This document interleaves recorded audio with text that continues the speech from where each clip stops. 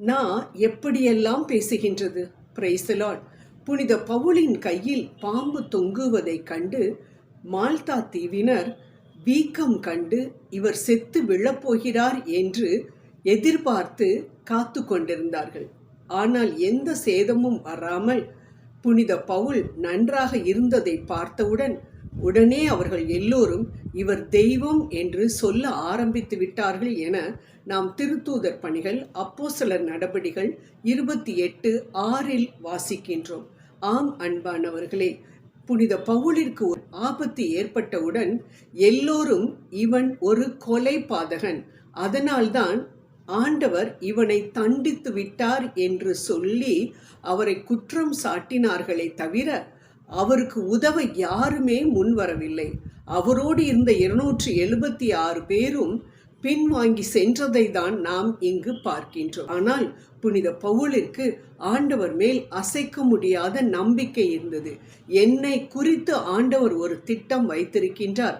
அந்த திட்டம் நிறைவேறுவதற்கு முன்பாக நான் மரணத்தை சந்திக்கவே மாட்டேன் என்று ஆண்டவர் மேல் நம்பிக்கை கொண்டிருந்ததினால் ஆண்டவர் அவரை பாதுகாத்தார் அந்த ஆபத்திலிருந்து என்று நாம் பார்க்கின்றோம். ஆம், ஒரு சருகை உதறி தள்ளுவது போல அவர் பாம்பை உதறிவிட்டு மிகவும் சந்தோஷமாக அந்த இடத்தில் நார்மலாக இருந்ததை பார்த்தவுடன் இதற்கு முன்பாக கொலை பாதகன் என்று சொன்ன மக்கள் இப்பொழுது தெய்வம் என்று சொல்ல ஆரம்பித்து விட்டார்கள். ஆம் அன்பானவர்களே, உங்களை குறித்தும் மக்கள் இவ்வாறு பேசிக் கொண்டிருக்கின்றார்களா?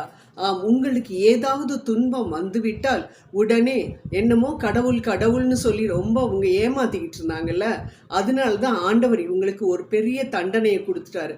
பார்ப்போம் எப்படிலாம் அவங்க இன்னும் கஷ்டப்பட போறாங்கன்றதை நம்மளும் பார்த்துக்கிட்டு தானே இருக்க போறோம் என்று சொல்லி உங்களது அழிவை நோக்கி அவர்கள் எதிர்பார்த்து கொண்டிருக்கலாம்.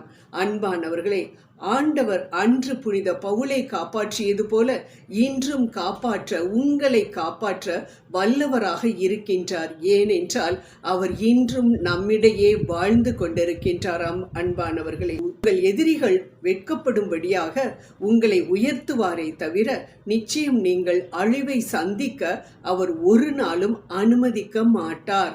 ஆமேன். ஒரு நாளும் அனுமதிக்க மாட்டார்.